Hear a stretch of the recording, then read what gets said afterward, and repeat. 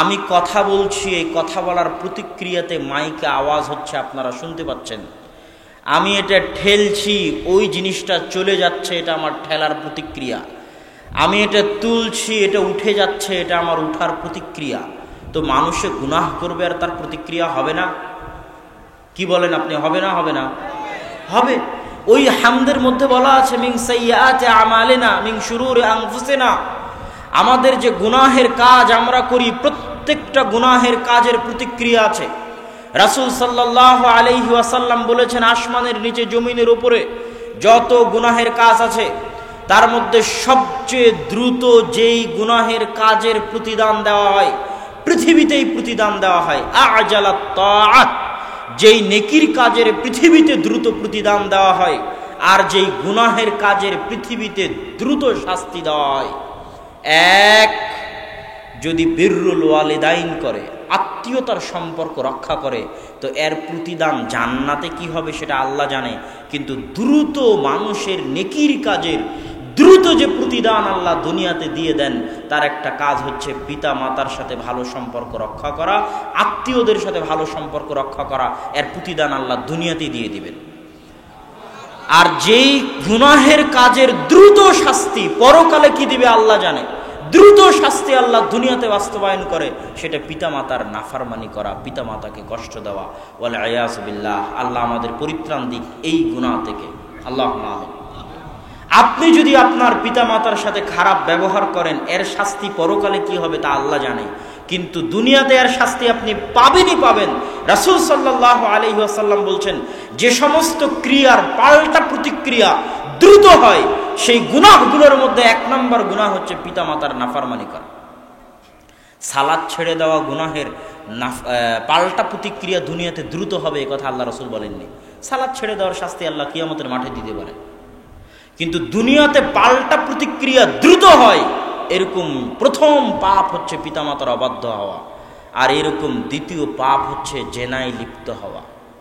অবৈধ সম্পর্কে যদি কেউ লিপ্ত হয়, তাহলে এর শাস্তি এত দ্রুত হয় যে প্রত্যেক যাদের অবৈধ সম্পর্ক আছে, তারা নিজ নিজ ইতিহাস, অতীত, বর্তমান, ভবিষ্যৎ অবস্থা যাচাই করে দেখুক, দুনিয়াতে এমন কেউ নাই যে অবৈধ সম্পর্কে লিপ্ত হয়ে সাথে সাথে শাস্তি পায়নি। এরকম কেউ নাই, কেউ নাই। হয় মানসিক শাস্তি পেয়েছে, এটা ইবনুল কাইয়িম বলছেন যে মানসিক শাস্তি পেতেই হবে। কেউ যদি অন্তর আল্লাহ ব্যতীত অন্য কাউকে দিয়ে দেয়, ওকে মানসিক শাস্তি পেতেই হবে। মানসিক শাস্তির ঠেলাতে আত্মহত্যা করে দিয়েছে। মেয়েকে ভালোবাসা দিয়েছে, মেয়ের জন্য অন্তর দিয়েছে, অবৈধ সম্পর্ক, প্রথম শাস্তি হচ্ছে মানসিক শাস্তি। মানসিকভাবে ওকে কষ্ট পেতেই হবে। দ্বিতীয় শাস্তি, যে কোনো মুহূর্তে অপমান হতে পারে, পরিবারে অপমান হতে পারে, সমাজে অপমান হতে পারে, বন্ধু বান্ধবের কাছে অপমান হতে পারে, হতেই হবে। তৃতীয় দ্রুত শাস্তি হচ্ছে দারিদ্রতা। অবৈধ সম্পর্কে যারা লিপ্ত হয়, তারা দ্রুত দারিদ্রতার শিকার হয়ে যায়, ধন সম্পদ তাদের কাছ থেকে হারিয়ে যায়। সম্মানিত উপস্থিতি, তো বলছিলাম এই হামদ ও সানার মধ্যে আল্লাহ রাসূল সাল্লাল্লাহু আলাইহি ওয়াসাল্লাম কি বললেন? হে আল্লাহ, আপনার নিকটে পরিত্রাণ চাই, আমরা যে গুনাহগুলো করি এগুলোর তো পাল্টা প্রতিক্রিয়া আছে, ওই পাল্টা খারাপ প্রতিক্রিয়া থেকে আপনার নিকটে পরিত্রাণ চাই। ইমাম মাহদি এবং ঈসা আলাইহিস সালাতু ওয়াস সালাম যখন পৃথিবীতে ন্যায় পরায়ণের শাসন কায়েম করবেন, তখন একটা ডালিম খাবে একটা বংশ, একটা গ্রাম, একটা গাভীর দুধ খাবে একটা বংশ, একটা গ্রাম। তো আজকে যেই গাভী আছে ওই দিনও সেই গাভীই থাকবে, আজকে যে ডালিমের গাছ আছে ওই দিনও ওই ডালিমের গাছই থাকবে। তাহলে আজকে ডালিমের গাছে এক গ্রাম এক বংশ কেন খেতে পারে না? আজকে একটা গাভীর দুধে এক গ্রাম এক বংশ কেন খেতে পারে না? ইবনুল কাইয়িম রাহিমাহুল্লাহ লিখছেন, মানুষের গুনাহের কারণে জমিন থেকে বরকত উঠে যায়, জমিন ফসল উৎপাদন করা কমিয়ে দেয়, ফসলে বরকত থাকে না, ধ্বংস হয়ে যায়, নষ্ট হয়ে যায়, দুর্ভিক্ষ দেখা দেয় মানুষের গুনাহের কারণে, মানুষের পাপের কারণে। মানুষের পাপ এত ভারী হয়ে যায় যে যদি চতুষ্পদ জন্তু না থাকতো, ইল্লাল গানাইম, গরু, ছাগল, মহিষ, মুরগি, পশু পাখি যদি না থাকতো, তাহলে আসমান আর কোনো দিন বৃষ্টি বর্ষণ করতো না। জমিন আর কোনোদিন নিজের পেট থেকে খাদ্য উৎপাদন করতো না, ফসল উৎপাদন করতো না। মানুষের গুনাহের বোঝা এত ভারী, আর মানুষের গুনাহের পাল্টা প্রতিক্রিয়া এত কঠিন। কিন্তু যেহেতু দুনিয়াতে আল্লাহর চতুষ্পদ জন্তু আছে, ওদের তো খাবারের ব্যবস্থা করতে হবে, তাই আল্লাহ দয়াবান হয়ে আসমান থেকে বৃষ্টি বর্ষণ হয় আর জমিন থেকে খাদ্য উৎপাদন হয় তাদের ওপর দয়া করে। কিন্তু মানুষের গুনাহের পাল্টা প্রতিক্রিয়া এত ভয়ঙ্কর, তো মাহদী আর ঈসা আলাইহিস সালাতু ওয়াস সালামের যুগে গুনাহ কমে যাবে, ন্যায় পরায়ণতায় আসমান জমিন পরিপূর্ণ হয়ে যাবে। যখন ন্যায় পরায়ণতায় আসমান জমিন পরিপূর্ণ হয়ে যাবে, তো লাফাতাহাত বারাকাতুস সামাই ওয়াল আরজ, আসমান জমিনের বরকতের সকল দরজা আল্লাহ খুলে দিবেন। আল্লাহু আকবার। এই হামদ ও সানার মধ্যে তারপরে কি আছে? আউযু বিল্লাহি মিন শুরুরি আনফুসিনা ওয়া মিন সাইয়্যাতি আমালিনা মান ইয়াহদিহিল্লাহু ফালা মুদিল্লা লাহ। আল্লাহ সুবহানাহু ওয়া তাআলা যাকে হেদায়েত দিতে চান তাকে কেউ পথ ভ্রষ্ট করতে পারে না, আর আল্লাহ সুবহানাহু ওয়া তাআলা যাকে হেদায়েত দিতে চান না তাকে কেউ হেদায়েত দিতে পারে না। এই জন্য বলা হয় হেদায়েতের মালিক কে? আল্লাহ। তাহলে এখন আপনি বলবেন, তাহলে আমি যে গুনাহ করছি এই গুনাহের জন্য তো আমি দায়ী নই, আল্লাহ দায়ী। হ্যাঁ, নাউজুবিল্লাহ। দেখেন, এই জায়গায় তাকদীরের একটা ছোট্ট মাসালা বলে হামদ ও সানার বাকি অংশ শেষ করব। আল্লাহ সুবহানাহু তাআলার ইচ্ছা দুই ভাগে বিভক্ত। আল্লাহ সুবহানাহু তাআলার পৃথিবী পরিচালনাগত ইচ্ছা আর আল্লাহ সুবহানাহু তাআলার শারঈ ইচ্ছা। আল্লাহ সুবহানাহু তাআলা জিন কার সৃষ্টি? জোরে কথা বলতে হবে, কার সৃষ্টি? ইবলিস কার সৃষ্টি? আল্লাহর কি এমন ঠেকা পড়েছে যে ইবলিসকে জাহান্নামে দিতে হবে? ইবলিসের সাথে আল্লাহর অতীত কোনো শত্রুতা আছে? কোনো শত্রুতা নেই। ফেরাউন কার সৃষ্টি? ফেরাউন কার বান্দা? আল্লাহর বান্দা, আল্লাহর সৃষ্টি। ফেরাউনের সাথে আল্লাহর কি অতীত কোনো শত্রুতা আছে যে ফেরাউনকে জাহান্নামে দিতে হবে? নাই। তাহলে আল্লাহ শারআন, শারঈগতভাবে, নীতিগতভাবে, শারআনের যদি বাংলা অনুবাদ করি তাহলে নীতিগতভাবে আল্লাহ সুবহানাহু ওয়া তাআলা শারআন, নীতিগতভাবে, আইনগতভাবে তার প্রত্যেক সৃষ্টিজীবের কল্যাণ চান। আল্লাহ চান যে ইবলিস ইসলাম গ্রহণ করে আদমকে সিজদা করে জান্নাতে যাক, এটা আল্লাহর শারআন, নীতিগত চাওয়া। আল্লাহ চান যে ফেরাউন হেদায়েত প্রাপ্ত হোক, আল্লাহর প্রতি ঈমান আনয়ন করুক, তারপরে ফেরাউন আল্লাহর প্রতি ঈমান আনয়ন করে জান্নাতে যাক, এটা কার চাওয়া? আল্লাহর চাওয়া। এই জন্যই তো আল্লাহ সুবহানাহু ওয়া তাআলা নবী রাসূল পাঠিয়েছেন। কিন্তু ইবলিস যখন সিজদা করলো না, তখন আল্লাহ কি ইবলিসকে জোর করে সিজদা করাতে পারতেন না? জিবরাইলকে বলতে, জিবরিল ইবলিসের মাথা ধর, মাথা ধরে সিজদা করা, পারতেন না? পারতেন না। আলা কুল্লি শাইইন কাদির, সবকিছুর উপর ক্ষমতাবান, ফাআলুল লিমা ইউরিদ, যা ইচ্ছা তাই করতে পারেন। ইবলিস কেন? ইবলিসের বাপও সিজদা করতে বাধ্য আল্লাহ সুবহানাহু ওয়া তাআলা যদি চান। তো আল্লাহ সুবহানাহু ওয়া তাআলা শারআন, নীতিগতভাবে চান ইবলিস হেদায়েত প্রাপ্ত হোক, কিন্তু ইবলিস যখন সিজদা করেনি তখন আল্লাহ জোর করে ইবলিসকে সিজদা করায়নি। তো ইবলিসের বাপের ক্ষমতা ছিল সিজদা না করে টিকে থাকা। আল্লাহ যদি অনুমতি না দেয়, আল্লাহ যদি পারমিশন না দেয়, তো আল্লাহ সুবহানাহু ওয়া তাআলা তাকে জোর করে সিজদা করাননি, তাকে ধ্বংস করেননি, তাকে টিকিয়ে রেখেছেন। এটা ইবলিসের বাপের ক্ষমতা নাই, এটা আল্লাহ সুবহানাহু ওয়া তাআলা তাকে ছাড় দিয়েছে, তাই এটাও আল্লাহর একটা ইচ্ছা। তো তেমনি ভাবে আল্লাহ সুবহানাহু ওয়া তাআলা চান যে আপনি হেদায়েত প্রাপ্ত হয়ে 5 ওয়াক্ত সালাত আদায় করেন, গান বাজনা না শোনেন, টিভি সিনেমা অশ্লীল দৃশ্য না দেখেন। এটা আল্লাহর চাওয়া। এই চাওয়ার জন্য আল্লাহ কোরআন পাঠিয়েছে, এই চাওয়ার জন্য আল্লাহ নবী পাঠিয়েছে, এই চাওয়ার জন্য আল্লাহ আজকে প্রোগ্রামের আয়োজন করেছে, এই চাওয়ার জন্য আল্লাহ বক্তব্যের ব্যবস্থা করে দিয়েছে, জুমার খুতবা করে দিয়েছে, মসজিদ করে দিয়েছে। এত কিছু করে দেওয়ার পরও যখন আপনি গান শোনেন, আপনার কান কি বধির হয়ে যায়? কি কথা বলেন না যে কান বধির হয়? কিন্তু আল্লাহ চাইলে বধির করতে পারেন না? পারেন না? পারেন। তোকে গান শুনতে দিব না, কেমনে শুনিস দেখি? পারেন বধির করতে। আপনি যখন অশ্লীল দৃশ্য দেখেন, আপনার চোখ কি অন্ধ হয়? হয় না। আল্লাহ চাইলে অন্ধ করতে পারে না? পারে না? পারেন। তাহলে আল্লাহ শারআন চাচ্ছেন আপনি না দেখেন, কিন্তু যখন আপনি দেখছেন তখন আল্লাহ বাধাও দেয় না। তো ওই যে আল্লাহ বাধা দিচ্ছেন না, এটাও আল্লাহ সুবহানাহু ওয়া তাআলার একটা ইচ্ছা, একটা পারমিশন, একটা ছাড়। না হলে আপনার বাপের ক্ষমতা ছিল না যে আপনি দেখেন। ওই চোখও আল্লাহর দেওয়া, ওই কানও আল্লাহর দেওয়া। বুঝাতে পারিনি মনে হয়? তাহলে মানুষ যে গুনাহ করে, এই গুনাহ মানুষ স্বেচ্ছায় করে, কিন্তু স্বেচ্ছায় করার মধ্যেও আল্লাহর ছাড় থাকে, আল্লাহর দেওয়া ক্ষমতা থাকে, আল্লাহর দেওয়া পাওয়ার থাকে, আল্লাহর দেওয়া সকল কিছু ব্যবহার করে মানুষ গুনাহ করে, আল্লাহ বাধা দেন না। কিন্তু আল্লাহ ওটা চানো না যে মানুষ গুনাহ করে, আল্লাহ শারআন চান যে মানুষ হেদায়েত প্রাপ্ত হোক। তো এটাই হচ্ছে আল্লাহ সুবহানাহু তাআলার মানুষকে হেদায়েতে নিয়ে আসার যে অনুবাদটা করলাম, সেটার উপরে যে প্রশ্ন উত্থাপন হতে পারে সেটার সংক্ষিপ্ত ব্যাখ্যা। ওয়া নাশহাদু আল্লা ইলাহা ইল্লাল্লাহ, আর আমরা সাক্ষ্য দিচ্ছি আল্লাহ ব্যতীত সত্যিকার কোনো মাবুদ নেই। ওয়া নাশহাদু আন্না মুহাম্মাদান আবদুহু ওয়া রাসূলুহু, আর আমরা সাক্ষ্য দিচ্ছি মুহাম্মদ সাল্লাল্লাহু আলাইহি ওয়াসাল্লাম আল্লাহর বান্দা এবং তার রাসূল। তো প্রথম সাক্ষ্য দিলাম যে আল্লাহ ব্যতীত ইবাদতের যোগ্য কেউ নাই। ইলাহ মানে কিসের যোগ্য? ইলাহ মানে কিসের যোগ্য? ইবাদতের যোগ্য। ইলাহ মানে ইবাদতের যোগ্য। লা ইলাহা ইল্লাল্লাহ, আল্লাহ ব্যতীত ইবাদতের যোগ্য, কারো কাছে হাত তুলে দোয়া করতে হবে এই চাওয়ার যোগ্য, কারো সামনে সিজদা করতে হবে এই সিজদা পাওয়ার যোগ্য, বিপদে পড়ে কাউকে ডাকতে হবে এই ডাক পাওয়ার একমাত্র শুধুই শুধু অনলি অন কে হক রাখে?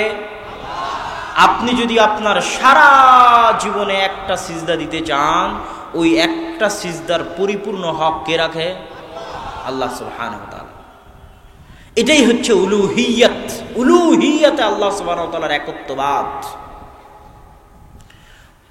আমরা যারা ক্ষমতার নেশায় থাকি, তারা ক্ষমতার দখল করতে গিয়ে আল্লাহর উলুহিয়তে কম্প্রোমাইজ করেছে, আল্লাহর 100% একত্ববাদে ছাড় দিয়েছি। আর এটা আমাদেরকে পশ্চিমারা বুঝিয়েছে যে তোমাদের যে মূল্যবোধ আছে, ওই মূল্যবোধে ছাড় দিয়ে তোমরা ক্ষমতায় যাও, ক্ষমতায় গেলে ধীরে ধীরে সব ঠিক করে নিবে। এটা একটা হাতের মোয়ার মতো, একটা মরুভূমিতে দেখা ওই যে চিকচিক পানির মতো দেখায়, কাছে গেলে বালু, এরকম মরিচিকার মতো। বরং আল্লাহর উলুহিয়তে সরিষা সম পরিমাণ ছাড় না দিয়ে পুরো জীবন অতিক্রম করে দেওয়া একজন মুসলমানের সফলতা। বুঝাতে পারি, একজন মুসলমানের সফলতা হচ্ছে আল্লাহর উলুহিয়তে সরিষা সম পরিমাণ ছাড় না দিয়ে দুনিয়া থেকে চলে যাওয়া। তাতে ক্ষমতা আসুক আর যাক, তাতে আমার যায় আসে না। তাতে টাকা থাকুক আর টাকা যাক, তাতে আমার যায় আসে না। তাতে মানুষে ভালো বলুক আর মানুষে মন্দ বলুক, তাতে আমার যায় আসে না। কিন্তু আমি নো কম্প্রোমাইজ, আল্লাহর উলুহিয়তে কোনো কম্প্রোমাইজ হবে না। আল্লাহ সুবহানাহু ওয়া তাআলার একত্ববাদ, যে তিনি নাম হিসেবে একক, গুণ হিসেবে একক, কর্ম হিসেবে একক, ইবাদত পাওয়ার যোগ্য হিসেবে একক, রব হিসেবে একক, এগুলো সকল ক্ষেত্রে তিনি হচ্ছেন একক এবং অদ্বিতীয়। আল্লাহ সুবহানাহু ওয়া তাআলার এই একত্ব, এই অদ্বিতীয়ত্বে সরিষা সমপরিমাণ ছাড় না দিয়ে দুনিয়া থেকে বিদায় নেওয়া একজন মুসলমানের জীবনের সবচেয়ে বড় সফলতা। সফলতা আল্লাহর উলুহিয়াতে কম্প্রোমাইজ করে কোনো একটা বড় কিছু করে দেওয়ার নাম সফলতা নয়। ওয়া নাশহাদু আন্না মুহাম্মাদান আবদুহু ওয়া রাসূলুহু, আর সাক্ষ্য দিচ্ছি মুহাম্মদ আল্লাহর বান্দা। মুহাম্মদ সাল্লাল্লাহু আলাইহি সাল্লামের কত গুণ আছে, অসংখ্য অগণিত গুণ আছে। আল্লাহ খালি একটা গুণ চয়েস করলেন, সেটা হচ্ছে তার বান্দা। আল্লাহ সুবহানাহু ওয়া তাআলা যখন কোরআন মাজিদে বলেছে সুবহানাল্লাযী আসরা বিআবদিহি লাইলাম মিনাল মাসজিদিল হারামি ইলাল মাসজিদিল আকসা, যে ওই আল্লাহর পবিত্রতা বর্ণনা করছি যিনি তার বান্দাকে। আরো শত শত গুণ আছে, সব গুণ বাদ দিয়ে আল্লাহ তার রাসূলের জন্য একটা গুণ উল্লেখ করেছে। সেই গুণটা কি বলেন তো? আল্লাহর দাস, আল্লাহর গোলাম, আল্লাহর বান্দা। কি জন্য?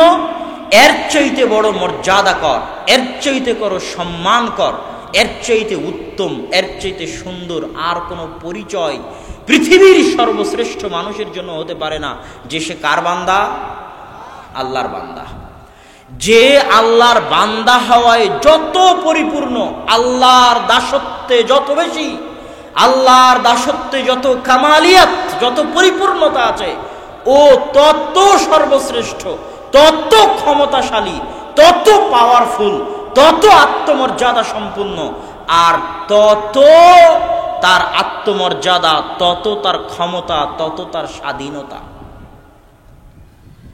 যে যত বেশি আল্লাহর বান্দা সে তত বেশি স্বাধীন, যে যত বেশি আল্লাহর বান্দা ও তত বেশি আত্মমর্যাদা সম্পন্ন, যে যত বেশি আল্লাহর বান্দা ও অত বেশি ক্ষমতাশালী, অত বেশি পাওয়ারফুল। তো মুহাম্মদ সাল্লাল্লাহু আলাইহি ওয়াসাল্লাম ছিলেন পৃথিবীতে সবচেয়ে বেশি কামালিয়াতের দিক থেকে, আল্লাহর বান্দেগি, আল্লাহর দাসত্বের কামালিয়াতের দিক থেকে সবচেয়ে বড় দাস, সবচেয়ে পরিপূর্ণ দাসত্ব যিনি করেছেন আল্লাহ সুবহানাহু ওয়া তাআলা, তিনি মুহাম্মদ সাল্লাল্লাহু আলাইহি ওয়াসাল্লাম। আর আল্লাহর এই পরিপূর্ণ দাসত্বের কারণে তিনি পৃথিবীর সবচেয়ে পাওয়ারফুল। এই জন্য আল্লাহ ব্যতীত পৃথিবীর কোনো ক্ষমতার তাকে পরোয়া করা লাগতো না। যে আল্লাহর একটু হলো কম বান্দা, ও দেখবেন একটু হলো ক্ষমতার পরোয়া করবে। আরে চেয়ারম্যান সাহেব যেন কি বলে, মেম্বার সাহেব যে কি বলে, গ্রামের মানুষ যে কি বলে, সমাজের মানুষ যে কি বলে, ও হচ্ছে ডারপোক, ভীতু, কাপুরুষ, পরাধীন, গোলাম, মানুষের গোলাম, ক্ষমতার গোলাম, নারীর গোলাম, টাকার গোলাম, সম্মানের গোলাম, ভীতু, কাপুরুষ, পরাধীন। আর যে 100-100 আল্লাহর বান্দা, ওর কি পরোয়া করার প্রয়োজন আছে? কারো টাকার পরোয়া করার প্রয়োজন আছে? কারো ক্ষমতার পরোয়া করার প্রয়োজন আছে? নাই। ও হচ্ছে পারমাণবিক বোমের চেয়ে শক্তিশালী এবং পাওয়ারফুল।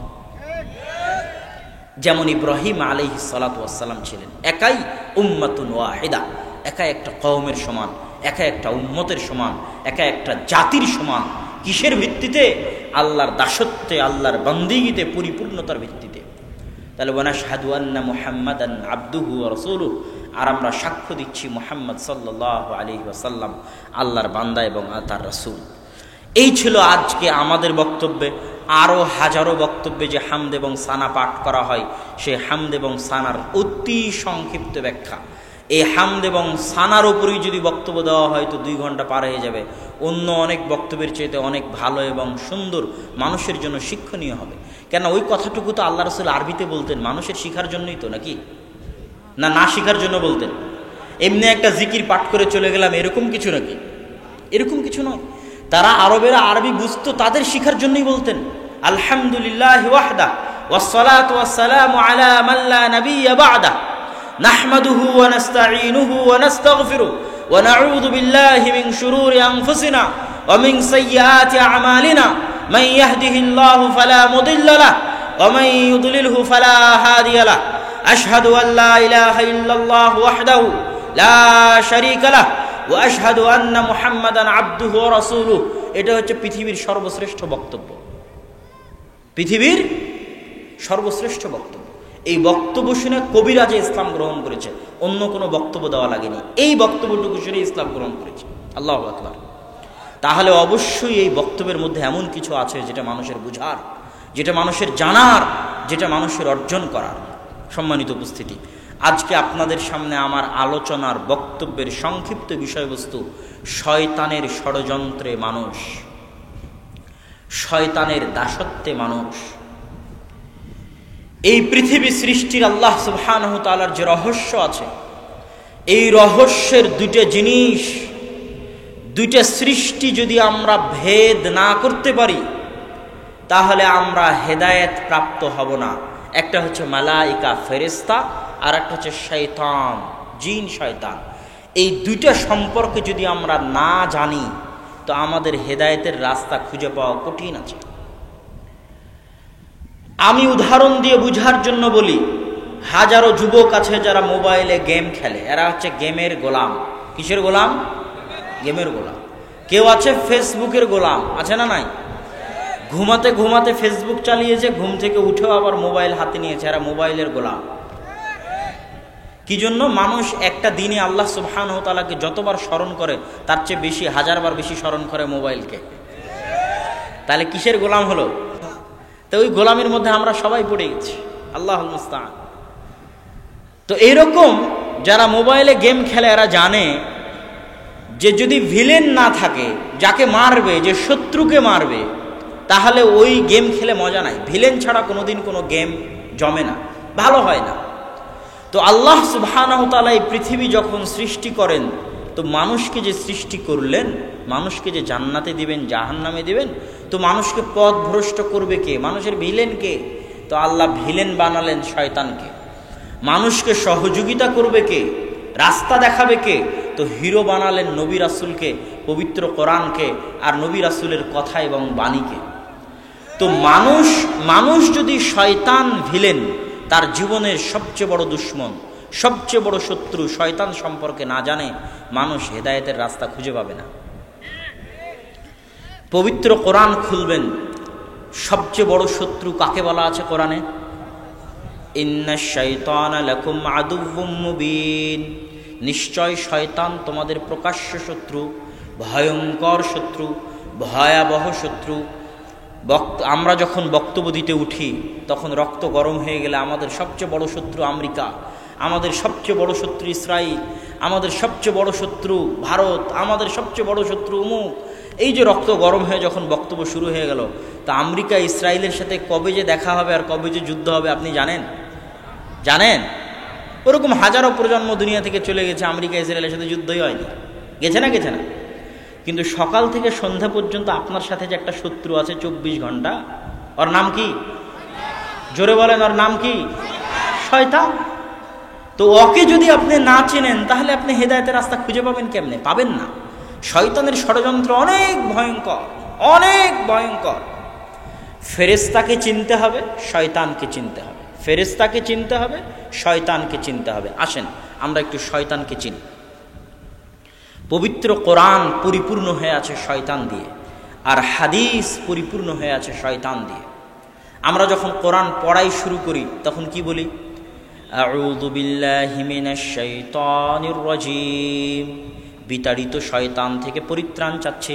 আচ্ছা, শয়তান যদি নাই থাকবে, শয়তান যদি কাল্পনিক কিছু হবে, তাহলে কোরআনের মতো একটা পবিত্র গ্রন্থ পড়তে সারা জীবনে হাজারবার লাখবার খালি শয়তান থেকে পরিত্রাণ চাই, শয়তান থেকে পরিত্রাণ চাই, শয়তান থেকে পরিত্রাণ চাই, এটা কি পাগল ধর্ম নাকি? আপনি কি মনে করেন? যদি শয়তানের অস্তিত্ব নাই থাকবে তাহলে এটা কি পাগল ধর্ম নাকি যে রাত দিন খালি এটাই পড়াচ্ছে? কি বলো? আউযু বিল্লাহি মিনাশ শাইতানির রাজীম, বিতাড়িত শয়তান থেকে পরিত্রাণ চাই। তো শয়তান তো অবশ্যই এমন ভয়ঙ্কর কিছু, এমন ভয়াবহ কিছু, এমন ভয়ানক কিছু, আপনার কল্পনার চাইতে, আপনার চিন্তার চাইতে, আপনার ভাবনার চাইতে ভয়ঙ্কর এবং ভয়ানক কিছু। এত ভয়ানক, এত ভয়ঙ্কর যে 24 ঘন্টা আপনাকে পড়তে হচ্ছে আউযু বিল্লাহি মিনাশ শাইতানির রাজীম। না কি বলেন? আপনি কি মনে করেন? যদি এত ভয়ঙ্কর না হয় এত গুরুত্ব দিয়ে বলার কি দরকার? এত গুরুত্ব দিয়ে বলার প্রয়োজন নাই তো। কোরআনে সব জায়গায় আল্লাহ সুবহানাহু ওয়া তাআলা বলছে তোমাদের সবচেয়ে বড় শত্রু শয়তান, তোমাদের মহাশত্রু শয়তান, তোমাদের ভয়ঙ্কর শত্রু শয়তান। কেন শয়তান ভয়ঙ্কর শত্রু? আল্লাহ পবিত্র কোরআনে শয়তানের কিছু ওয়াদা উল্লেখ করেছে, শয়তানের শপথ। ওয়ালা উযিল্লান্নাহুম ওয়ালা উমান্নিয়ান্নাহুম ওয়ালা আমুরান্নাহুম, কোরআনের আয়াত। শয়তানে শপথ করছে যে অবশ্যই আমি মানুষকে পথভ্রষ্ট করবই করব। ওয়ালা উযিল্লান্নাহুম, অবশ্যই আমি মানুষকে পথভ্রষ্ট করেই ছাড়ব। ওয়ালা আকুদান্নাহুম সিরাতাকাল মুস্তাকিম, মানুষ সিরাতে মুস্তাকিমে যেন চলতে না পারে, এই জন্য সিরাতে মুস্তাকিমে চলার ক্ষেত্রে মানুষের রাস্তায় আমি শয়তান বাধা দিব তার ডান দিক থেকে, আমি শয়তান বাধা দিব তার বাম দিক থেকে, আমি শয়তান বাধা দিব তার সামনে থেকে, আমি শয়তান বাধা দিব তার পিছন থেকে। এগুলো কোরআনের আয়াতে আল্লাহ বর্ণনা করতেছেন। কার শপথ? জোরে বলেন, কার শপথ? শয়তানের শপথ। তো শয়তান যদি কাল্পনিক কিছু হয়, আর মানুষ যতই আপনি বলেন আমি শয়তানে বিশ্বাস করি, কেউ শয়তানে বিশ্বাস করে না। যতই বলেন ফেরেশতায় বিশ্বাস করি, আসলে কেউ ফেরেশতাতে বিশ্বাস করে না। মানুষ যদি শয়তান আর ফেরেশতাকে জানতো, মানুষ কোনোদিন গুনাহই করতো না। মানুষ যদি বুঝতো যে শয়তান কি, শয়তানের ষড়যন্ত্র কেমন, সে কিভাবে শয়তানের গোলাম হয়ে গেছে, কিভাবে শয়তানের দাস হয়ে গেছে, আর শয়তান যে বাস্তব কিছু, নট কাল্পনিক, শয়তান যে সত্যিই মানুষকে গোলাম বানাতে পারে, আমরা যে সত্যিই শয়তানের গোলাম হয়ে গেছি, এটা যতক্ষণ না বুঝতে পারবো ততক্ষণ শয়তানের গোলামি থেকে মুক্তি পাবো কিভাবে? পাবো না তো মুক্তি। জানতে তো হবে আগে শয়তান কে। শয়তানের পরিচয়ের 1 নম্বর পয়েন্ট হচ্ছে মানুষও শয়তান হতে পারে, জিনও শয়তান হতে পারে। জিন আর মানুষের বাইরে শয়তান বলে আলাদা কোনো সৃষ্টি নাই। আল্লাহ জিন শয়তানই মূল শয়তান। জিনদের মধ্যে যারা পথভ্রষ্ট, জিনদের মধ্যে যারা খারাপ, এরাই শয়তান। আর শয়তানের সবচেয়ে বড় নেতাকে ইবলিস। সবচেয়ে বড় নেতাকে ইবলিস। এবং ইবলিস মহাসমুদ্রে বিশাল আসন নিয়ে বসে। এটা কাল্পনিক নয়, সত্যি ইবলিস মহাসমুদ্রে, আজকেও ইবলিস মহাসমুদ্রে তার আসন নিয়ে বসেছে। সারা পৃথিবীতে তার যে বিশাল বাহিনী আছে মানুষকে পথভ্রষ্ট করার, আমাকে এবং আপনাকে পথভ্রষ্ট করার, ওই সব বাহিনী তাকে গিয়ে রিপোর্ট দেয়। আল্লাহর বাহিনী ফেরেশতা আল্লাহকে গিয়ে রিপোর্ট দেয় মানুষ আজ সারাদিন কি করেছে। আর ইবলিসের বাহিনী শয়তান গিয়ে ইবলিসকে রিপোর্ট দেয় কতজন মানুষকে গান শুনিয়েছে, কতজন মানুষকে জেনায় লিপ্ত করিয়েছে, কতজন মানুষকে দিয়ে এই গুনাহ করিয়ে নিয়েছে। তখন ইবলিসের কাছে সবচেয়ে দামি গুনাহ হচ্ছে স্বামী স্ত্রীর মধ্যে তালাক করিয়ে দেওয়া। সবচেয়ে দামি কাজ পৃথিবীতে, ফাসাদ সৃষ্টি করার, পৃথিবীতে ফিতনা সৃষ্টি করার সবচেয়ে দামি কাজ স্বামী স্ত্রীর মধ্যে বিচ্ছিন্নতা করিয়ে দেওয়া। এটাতে ইবলিস সবচেয়ে খুশি হয়, তার সাথে উঠে গিয়ে কোলাকুলি করে। হাদিসের বাক্য, ইয়ালতাজিমু, তাকে উঠে গিয়ে কোলাকুলি করে। নাম আনতা, ইবলিস বলে হ্যাঁ তুমি ঠিক কাজ করেছো, তোমারই আমার দরকার।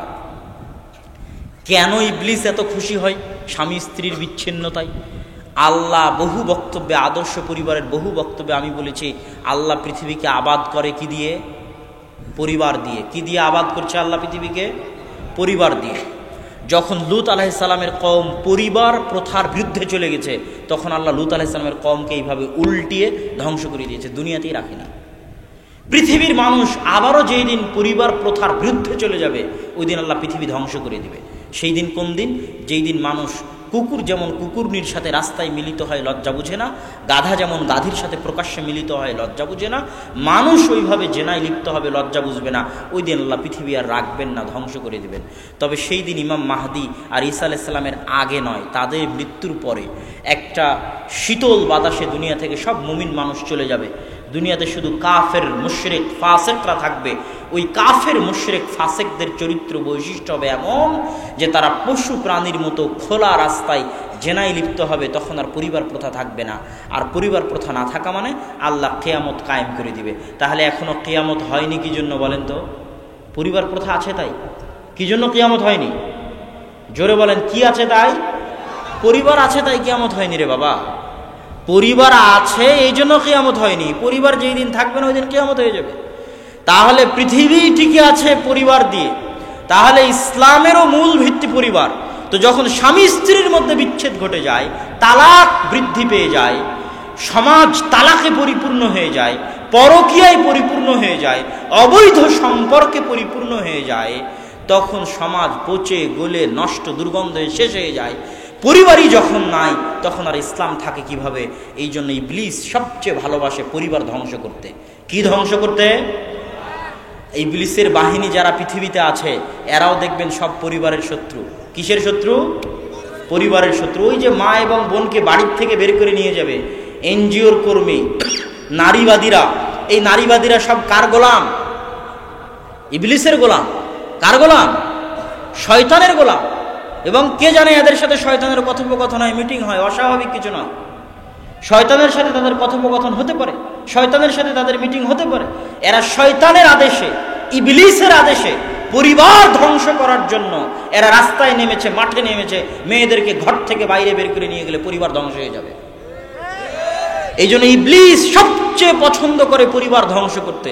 এই জন্য আজকের পৃথিবীতে দেখবেন যত ইহুদি, যত খ্রিস্টান, যত প্রো জায়নিস্ট, যারা জায়নিজমে বিশ্বাস করে, ইহুদিবাদে বিশ্বাস করে, এবং আজকের আধুনিক যুগের নগ্ন সেকুলারিজম, ব্যক্তি স্বাধীনতায় যারা বিশ্বাস করে যে অমুক স্বাধীন ব্যক্তি, ও যদি চায় সমকামিতা করবে করুক, অমুক স্বাধীন নারী ও যদি চায় জেনায় লিপ্ত হবে হোক, অমুক স্বাধীন নারী ও যদি চায় বেপরদায় চলবে চলুক, তুমি বাধা দেওয়ার কে?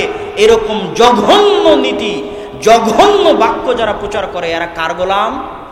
শয়তানের গোলাম, ইবলিসের গোলাম। এদের সাথে ইবলিসের মিটিং হয়। কেননা ইবলিস তো সবচেয়ে খুশি হয় কি ধ্বংস করতে পারলে? পরিবার ধ্বংস করতে পারলে। এই জন্য পরিবার ধ্বংসের যত ষড়যন্ত্র আছে মহিলাদেরকে ঘর থেকে বের করে নিয়ে যাওয়া, মহিলাদেরকে বেপরদায় লিপ্ত হওয়া, জেনা বেভিচার আম করে দেওয়া, সমকামিতাকে আম করে দেওয়া, প্রকাশ্য করে দেওয়া মানবাধিকারের নামে, এগুলো সব হচ্ছে পরিবার ধ্বংস করার মাধ্যম। আর এরা সব শয়তানের নির্দেশে শয়তানের গোলাম হয়ে এগুলো করে। এদের কাছে শয়তানের পক্ষ থেকে ওহী হয়, মানে শয়তানে এদের কাছে পাঠায় যে এইভাবে লেখো, এইভাবে বলো। এইসব মিডিয়া এগুলো সব হচ্ছে শয়তানের গোলাম।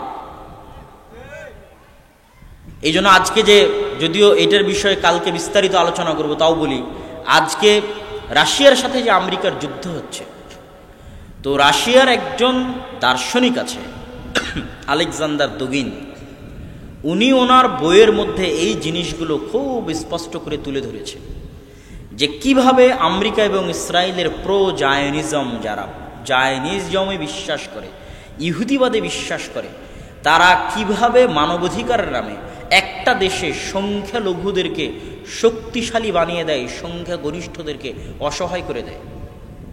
বুঝতে পারেননি? সংখ্যালঘুদেরকে শক্তিশালী করে আর সংখ্যাগরিষ্ঠদেরকে অসহায় করে দেয়। অসহায়।